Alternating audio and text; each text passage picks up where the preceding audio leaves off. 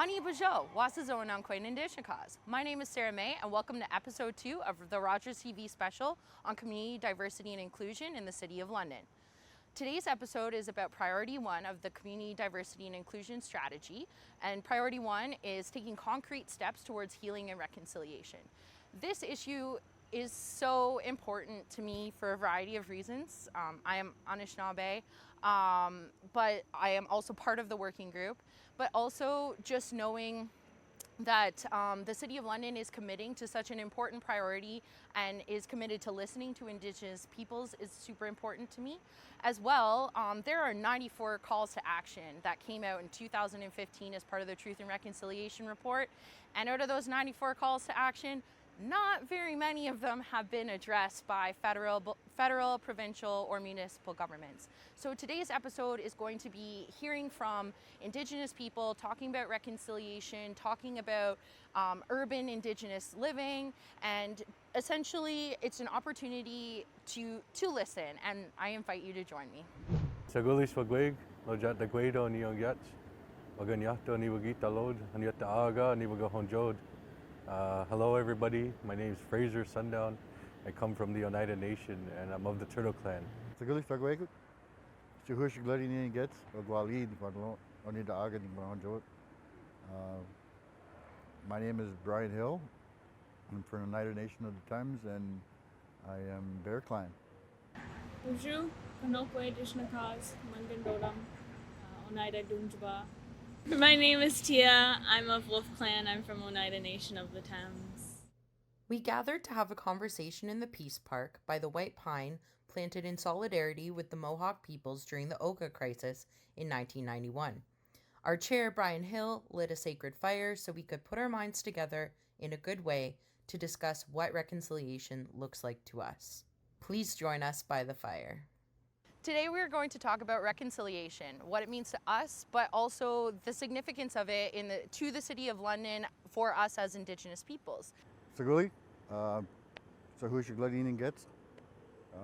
Welcome. You know, Priority 1 specifically deals with the Truth and Reconciliation Commission report that was put out a number of years ago in regards to the residential school system that was put in place by the government of Canada and supported with the churches of Canada at the time back in the 1860s, designed to eradicate, erase the cultural person within Indigenous people. Take away their languages, their customs, their ceremonies, their all those things that that made us unique individuals. The attempt through the residential school system was to take that all away.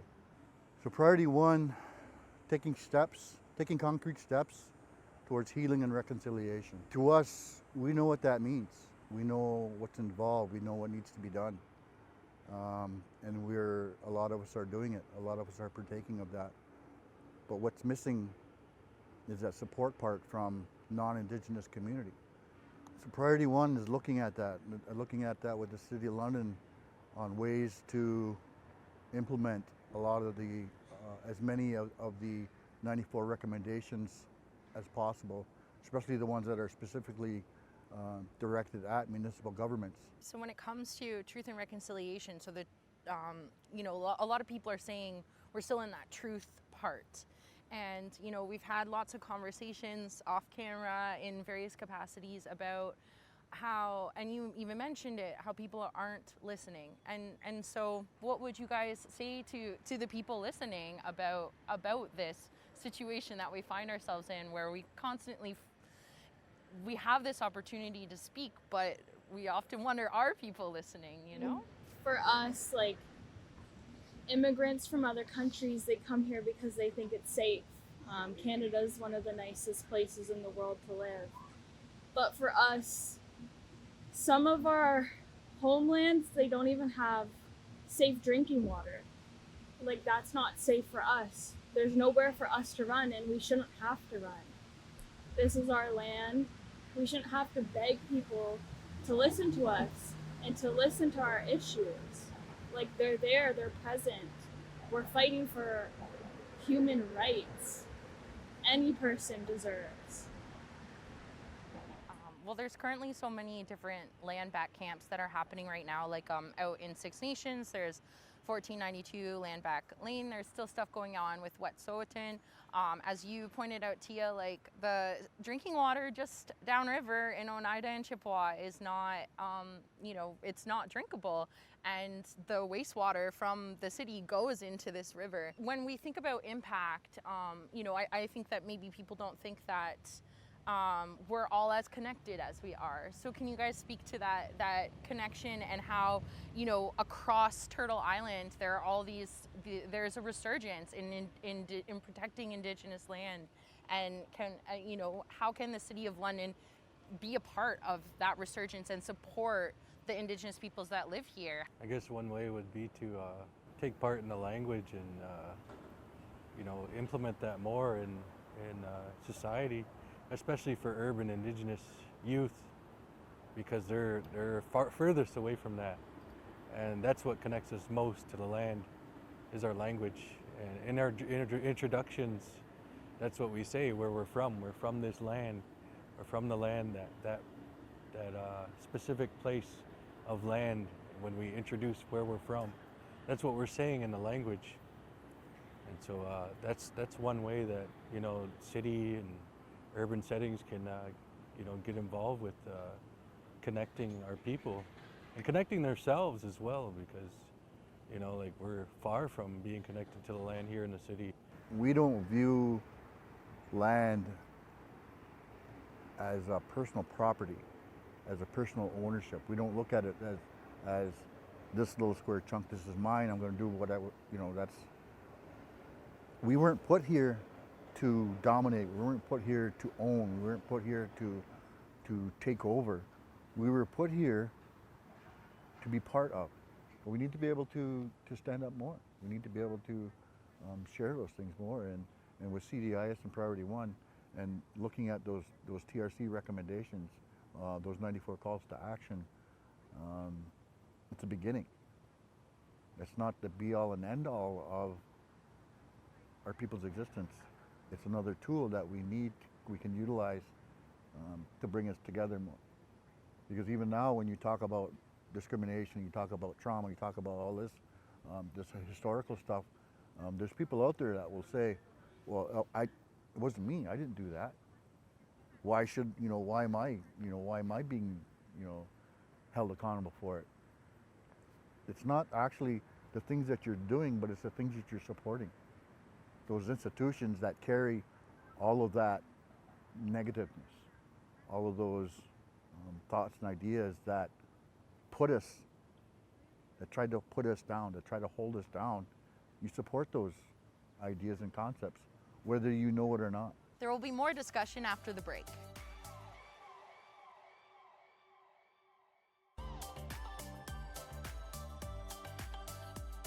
Welcome back from the break. We're going to get into our discussion again with Tia, Frazer, and Brian. The big piece of reconciliation that I think people really struggle with is that understanding that through the Indian Act, through residential schools, every Canadian has benefited from the oppression of our people. Every single institution in this country is built upon the genocide of Indigenous peoples, from banking institutions to governments to a hospital, like all of these things. In order for Canada to exist, Indigenous people can't exist because we have those inherent rights and those treaties and those laws and these ties to the land. So I think that's why Canadians struggle, because to be proud to be Canadian, that's an identity, right? And people can't reconcile the idea that everything they know has been built on the eradication of us as human beings. Well, just even, I'm 20 years old, and when I was in high school, it was only, 4 or 5 years ago, I didn't learn anything about the Indigenous culture, or there was nothing in the history books that taught me about what happened. I remember they were treating John A. Macdonald like he was some superhero in the books. I'm going, what the heck? And then I had to enroll myself into a Native Studies course to learn more. because I didn't have my teachings growing up. My grandparents and my grandparents were taught that stuff was evil. So I didn't get any of those, and it made me feel so disconnected growing up as a youth. And this was just less than 20 years ago, because I grew up as an urban Indigenous kid, and there weren't opportunities just to find stuff like this. So you're right, there's not enough. But I think for now, as youth, a lot of us are starting to realize that, and we're starting to create those things. So that's why I just said, any opportunity there is, I'm gonna walk in that door and be a proud Indigenous woman. And now I'm working with Indigenous youth, urban Indigenous youth, who went through the same things that I did, but we're building a community for them here in the city. It's amazing. I'm gonna cry, like, just thinking about it. It's just beautiful. But it's true, like, organizations gotta make space or support. What are Indigenous people in this city already doing? How can you support us? Yeah, exactly. I just want to go back to what you said about, mainstream society and media showing, the bad side of our people. What society needs to do is allow Indigenous people to tell our own stories, Indigenous stories.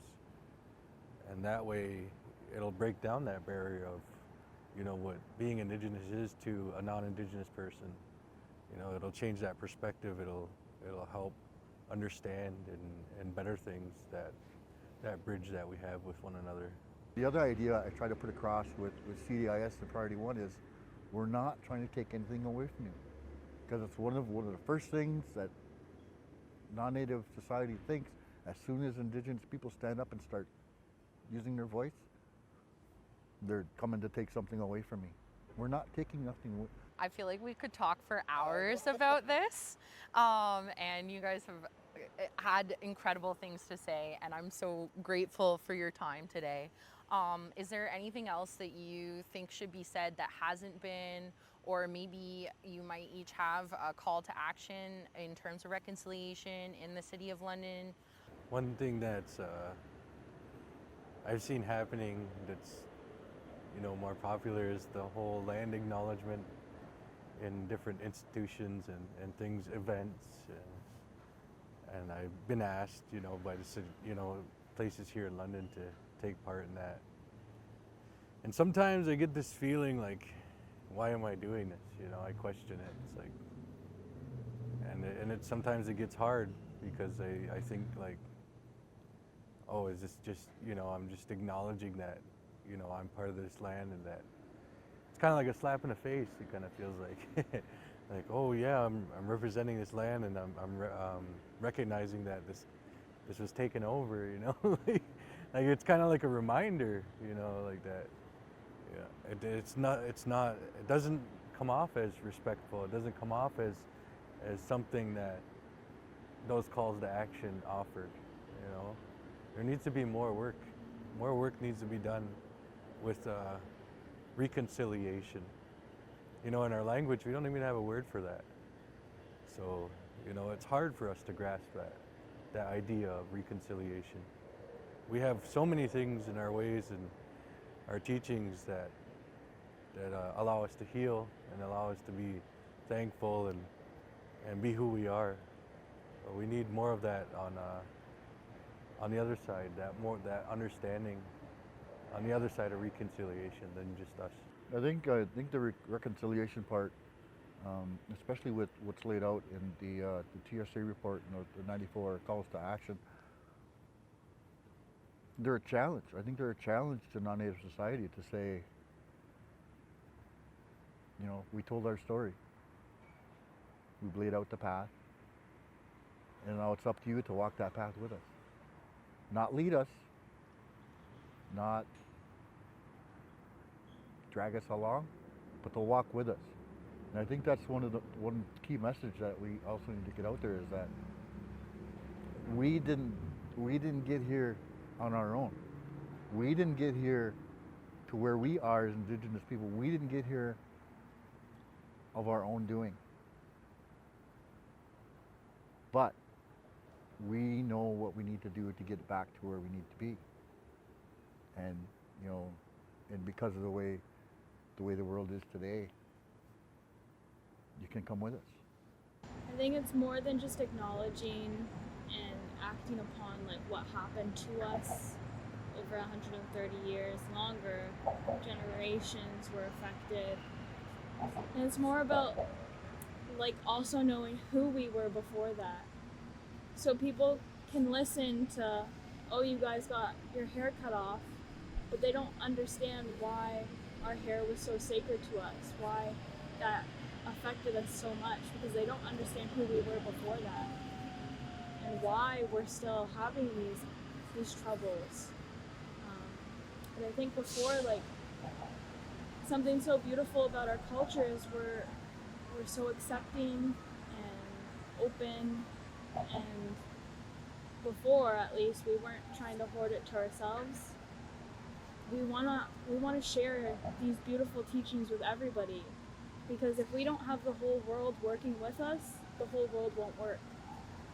Thank you so much, everyone, for your time and your words. I really hope that people can take what you've said today and kind of use that as points to look for more information, to look for more ways to engage and support the work that each of you are doing, but also that Indigenous peoples are doing in the city and beyond. Thank you so much.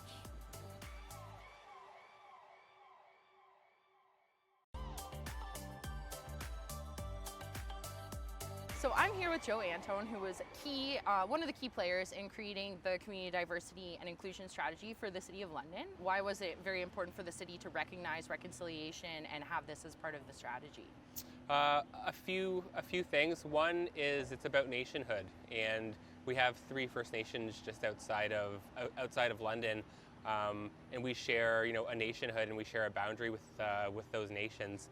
And historically, I don't know that relationship has been one of nationhood between the municipality of London and the First Nations. So I think there is a responsibility there of the London to engage in a nation-to-nation relationship. Additionally, in London, much like everywhere else in Canada, Indigenous people are not in good health relative to other people in Canada. And as a municipality, I think there is a responsibility there to make efforts to fund, to resource, to provide leadership to improve the health and wellness outcomes of Indigenous people in the area. Essentially, so when it comes to reconciliation, we have the Truth and Reconciliation calls to action. So we have that at a federal level, calling on various provincial, municipal governments. And then now we have our priorities here in the city. What's next? So I think if you look through the priorities that we created, the recommendations, they were not in fine detail, and they very much speak to actioning the Truth and Reconciliation calls to action. We didn't feel like we needed to create a whole bunch of detailed recommendations because they already exist via the TRC. So the recommendations were more focusing on process and structure, and actually resourcing from a city's perspective to actually make these successful. It's not about a desire to lead in this instance, it's about a desire to be led for once. And is the city, when I think about that teaching of humility, is the city willing to honor that teaching of humility and to be led for once by Indigenous people? So when it comes to the TRC, is there any calls to action or any things that aren't touched on that you also think are important that the city should be paying attention to? Yeah, absolutely. I think the time has come to have the conversation about giving some land back. When I think about the country of Canada and its rich wealth, that comes from having a landmass from which to generate resources, forests, mining, water, fisheries, all of that stuff. And I think Indigenous people have, probably less than 1% of the landmass of Canada. Not easy to generate an economy or a sustenance lifestyle or whatever your preference is when you don't have land to actually do that. We need to provide Indigenous people the opportunity to have land and to use it for their wellness, whether that's creating businesses and hiring people or whether that's living a sustenance lifestyle through hunting and gathering. That's not the municipality's decision to make. That's for Indigenous people to make that decision.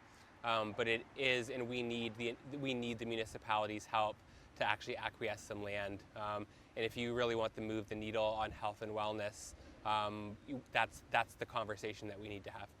I'd like to wake up in 5 years from now and 10 years from now and open up the next, the next survey, and to see the health status of Indigenous people go up, and to see Indigenous people in leadership opportunities in organizations in London, and Indigenous people on City Council, and Indigenous people in senior leadership at the City of London.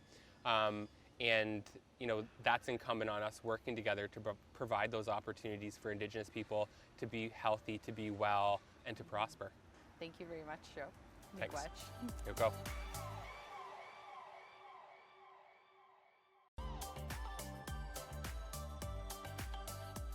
Welcome back. We're going to finish off this episode with a round dance from a youth drumming group called Young Medicine.